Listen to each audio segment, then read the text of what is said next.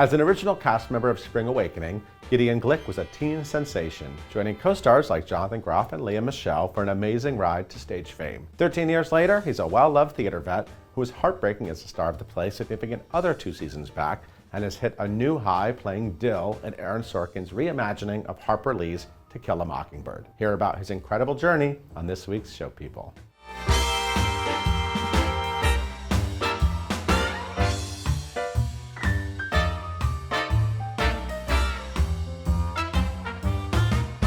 What's the deal, Gideon Glick?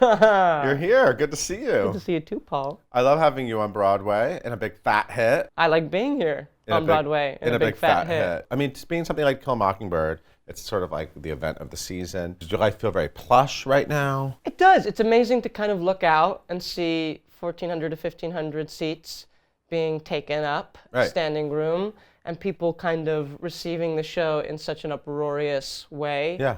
The laughs are high and the tears are high, and it's really exciting. Sometimes you see like a Clinton or an Oprah. That's exciting. I've seen both. Yeah. Do you see them from the stage when there's fancy people there? Sometimes, because I do look out and I There's a lot of addressing to the audience. There's a lot of, yes. And you know where the important people are, and so sometimes your eye catches them and you freak out a little bit, and then you move on. I feel like Oprah specifically seems like she has kind of like a big head. Like I guess she has a lot of big hair. I can't attest I just feel like I would just notice her. How do you not notice Oprah? Actually, well, she came opening night, and opening night I was not looking.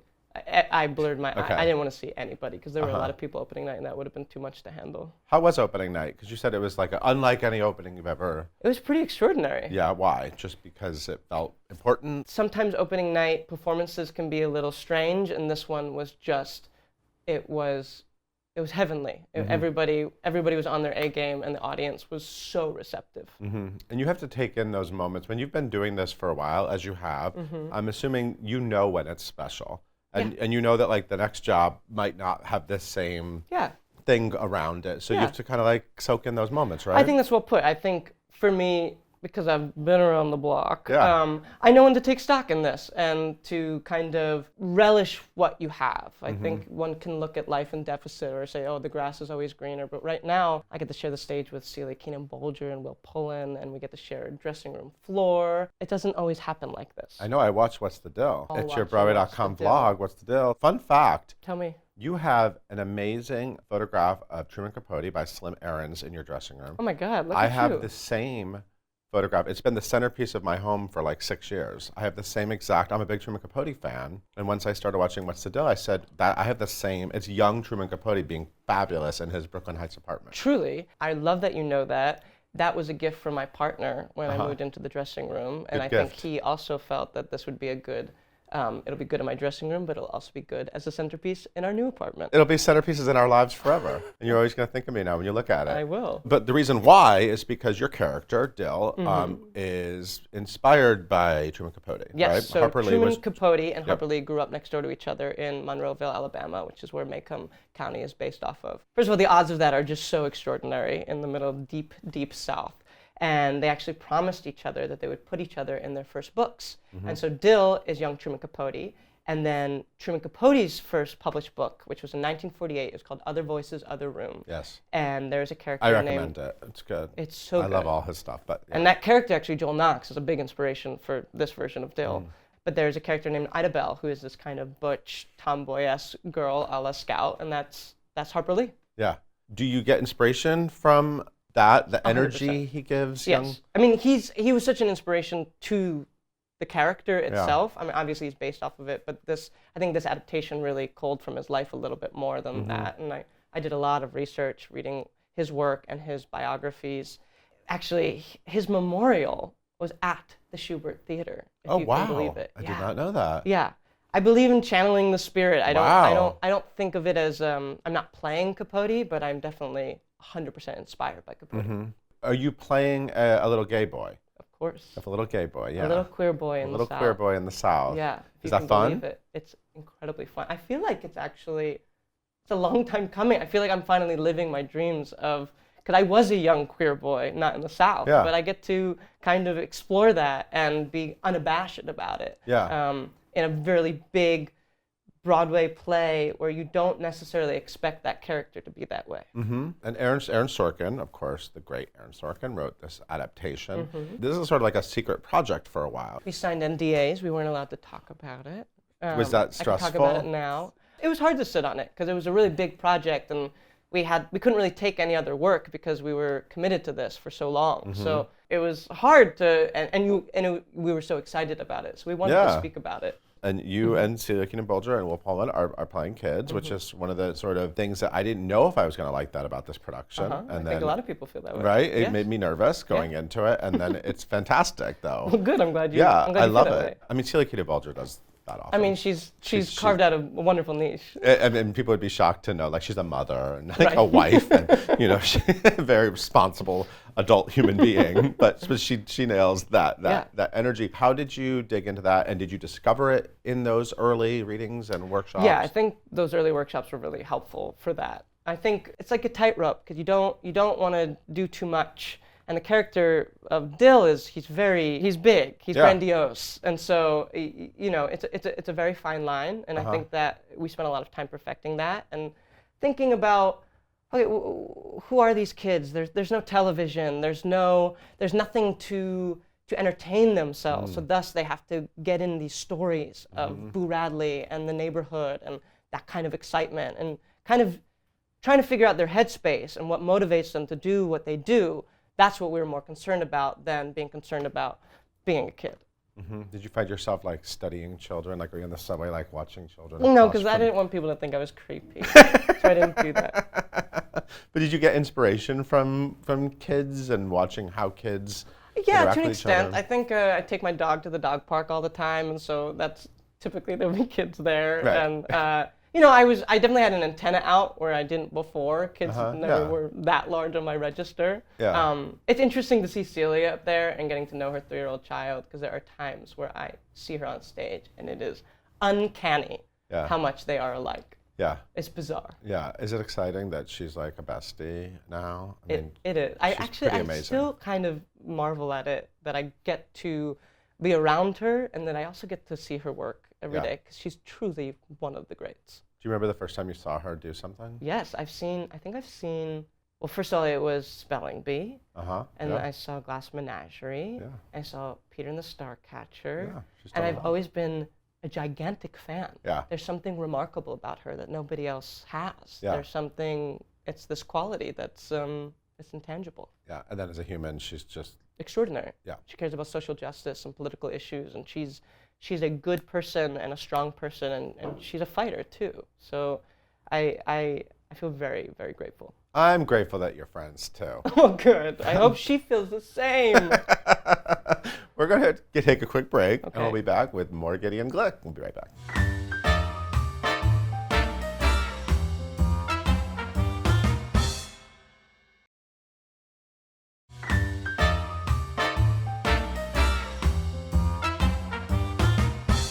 And we're back with Mr. Gideon Glick, back on Broadway. To Kill a Mockingbird. Dill, what's the deal? I just like saying that. I do too. What's the deal? It's fun.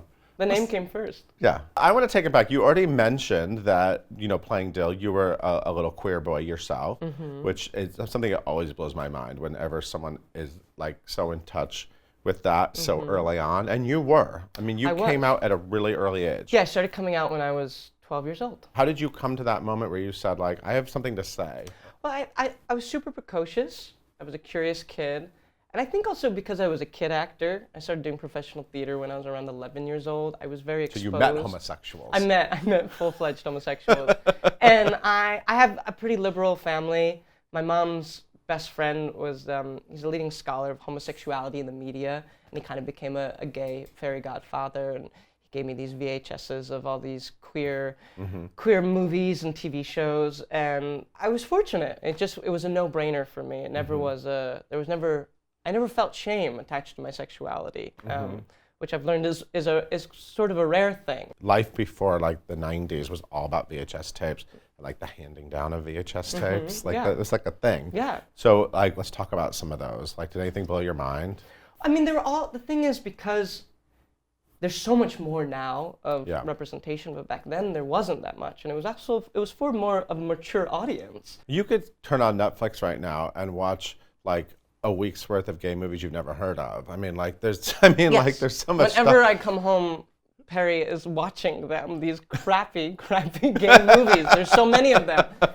But back then there wasn't that. Yeah. And so I was watching Love, Valor, Compassion, Trick, the Queer as Folk British series, and then the American series, Billy's Hollywood Kiss, The Broken Hearts Hollywood Club, Screen Kiss, yeah. All of those films, which were not necessarily for a 12-year-old, but it was the only thing there was. I think I watched them. There was that short Trevor, which ended up being the Trevor Project. That was pretty amazing. Yeah, I love that. So coming out was no big deal to your parents? No big deal. No, I think they were accepting, and they were obviously nervous to an extent that I would have a hard life. But that was not. There was never a problem with it anyway. There's something about Memory from Cats. There's a story about Memory, and I love Cats. I mean, that Cats was like my first Broadway show. I mean, Cats is a huge deal for me. Memory, something about. Tell me why Memory was. I don't think of where you heard this, but yes. So basically, I started piano lessons. And I was playing Memory from Cats. As you do. And I didn't like playing it, and so instead I started singing it. And then my mom came in the room and was like, "Oh, that's interesting. He's the glamour cat. You're the glamour puss."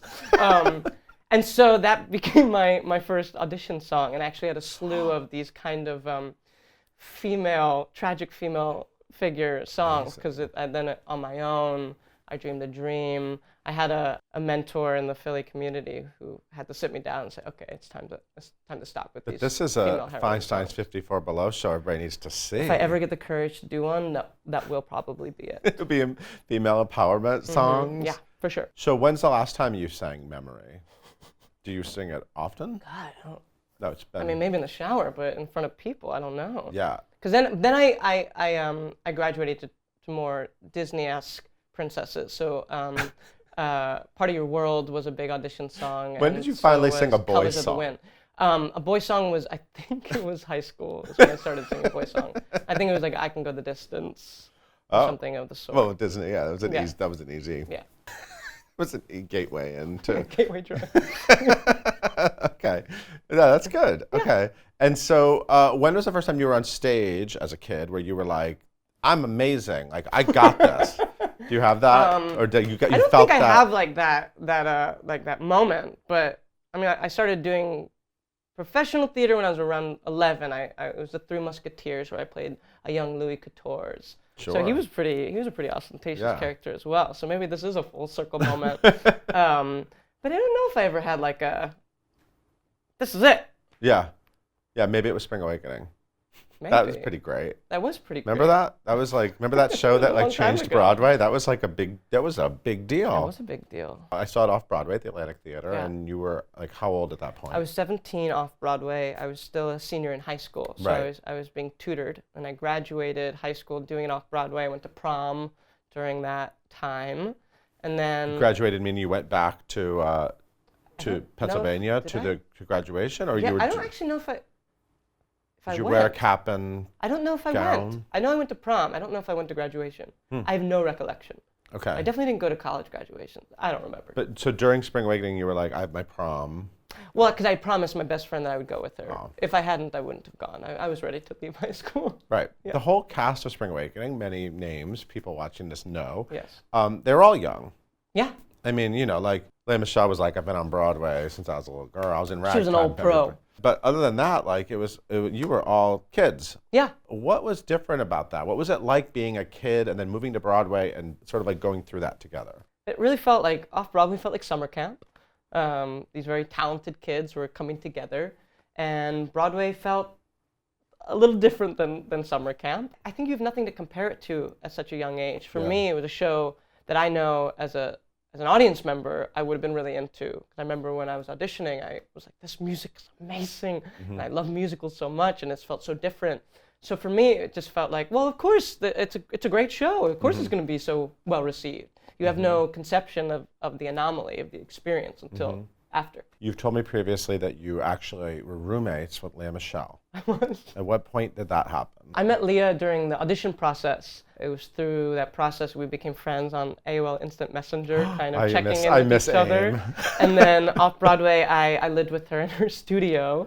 after Off-Broadway was over, I ended up moving in with my brother. But later on, I actually ended up living with Johnny B. Wright. So I've lived with 2 cast members of Spring Awakening. The most annoying thing about Lea Michele as a roommate? I mean, living with someone, you really kind of can see their worst side. I don't know how to answer We love that, you, Lea Paul. Michele. I wish you were back on Broadway. She should come back to Broadway. She should come back to Broadway. Yeah. I don't know why she hasn't. Yeah, you should talk to her about that. Yeah. But so roommates, was she like a morning person, a night person? Honestly, I don't remember? fully remember. It just kind of felt like another world just because we were so young and we were all just so excited to be there. I remember I was with her when she got Les Mis. Oh, yeah. And that was like a dream come true. And she was bawling hysterically. And I thought something had happened that was very wrong, but it was a good thing. Well, yeah, but what happened with Les Mis is that she got Les Mis. Yes, but then Spring Awakening She got transferred. Eponine, Yes. and then who played Eponine? Wait, was it Celia Keenan-Bolger? It was Celia Keenan-Bolger. Wow. God. Isn't it weird? Life just goes like Your this, life is doesn't like, it? it's Yeah. turning into a... 2 very, very different people. very different people. So your roommate at the time landed the role. Yes. And then your bestie on Broadway right now took up... Isn't that weird? It's wild. It's weird, and you didn't think of it until right now. No, I didn't. Thank you for You're that. welcome. You're welcome. And it worked out for everybody. Everybody's doing great. Everyone's doing great. Everybody's doing great. I agree. Would you love to be with any of those Spring Awakening people in anything? Like, do you want to... Yeah. I'd love to do a show with Groff again. Who? Jonathan Groff? Yes. Yes. Yes. He's good. Yes, he is good. He's good. He's a good a guy. good What guy could to you do? be What would around. you do together? I don't know. Well, you've had a lot of time to think about it, and you should And- figure it out. Okay, thank you, Paul. There's a project for you. I appreciate that. Okay, and I'm going to take a quick break. Maybe you'll figure it out during the break. Right. We'll be right back with more Gideon Glick.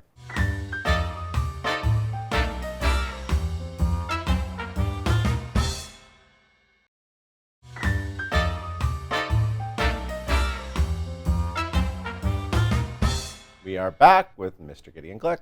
So you moved to New York at a really young age, as we talked about for Spring Awakening. Did you behave? What were you like? I mean, that's young, you know. I mean, getting to New York, and sure you had a lot of pent up, like, now I'm a queer boy in New York City. I think I was more of a bad boy in high school towards the end. 'Cause I Oh. was kind of over it, and I was Oh, really? experimenting with lots of things. Like while you were auditioning for Spring Awakening and that whole period? Yeah, Like- I like think the- that was more of my more radical phase. I would say I got, because I was on a Broadway salary my first year in New York, I spent a lot of money. Didn't What'd you save buy? any of What'd it. you do I with bought it? Televisions and big gifts Flat for screen. people. I finally bought, I was shopping at Kohl's until I moved to Right. New York. So all of a sudden I was going to nice stores and so forth. So I learned, well, I didn't learn to save my money, and I learned afterwards that You were should. living large. I was then. living large, yeah. So you basically pissed away all your Spring Awakening money. There's no sign of it. But you've actually built a very healthy career. Yeah. Thank you, Broadway, Thank you, and Broadway. thank you to your talents. Thank you, talents. Can we talk about one of these things you did? Because it's a favorite. I've told you this before. It's a favorite here in the office. Significant Other is like a show that people really love. It's a favorite of mine. Yeah, that was like a special play. It was. Yeah, and it's also, I told you this before, like in my head, you won a Tony Award for that. Oh, thank you. I appreciate But that. you actually didn't. I did not win No. a Tony for it. No, you Yeah. didn't. And theater fans and theater journalists get very upset about these Oh, I things. appreciate that. But for you, it's just like, it wasn't part of the contract. I wasn't like... Well, no, that's not part of the contract. I'll say, I don't want to be disingenuous. I was disappointed Yeah. because there was a lot of speculation and Of build-up course. to And everyone that. tells you.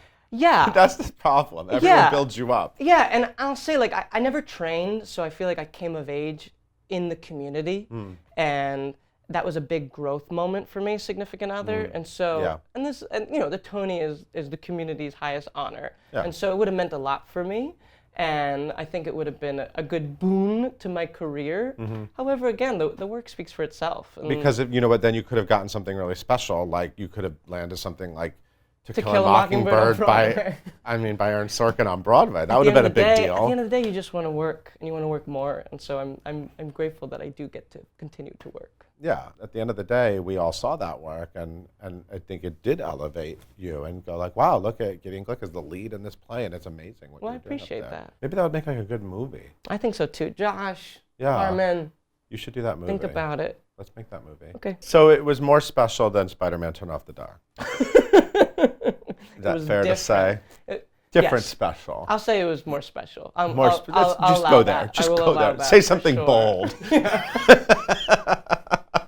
Spider-Man Turn Off the Dark is a show you did for a very long time, and I you did. didn't even open it. I never made it to the You finish never line. made it to opening night. I know, isn't that well, not crazy? forget closing night. You never made it to opening night. I know. Because the whole show just kept changing, and Yeah. your part got changed and We were gone. written It was out. gone, written out. No. They let go of Julie Taymor, and then they wrote us out. Yeah. Yeah. Was that upsetting at that point, or were you just kind of like, dude, I need a break? I was pretty tired at that point. Yeah. What was hard is that people weren't coming to enjoy the show. They were coming to kind of leer at the show. Yeah. And they wanted something to go awry. Right. And so there was a very big disconnect between the actors on stage and the audience members. They would yell at us. They would talk back to us. It Yeah.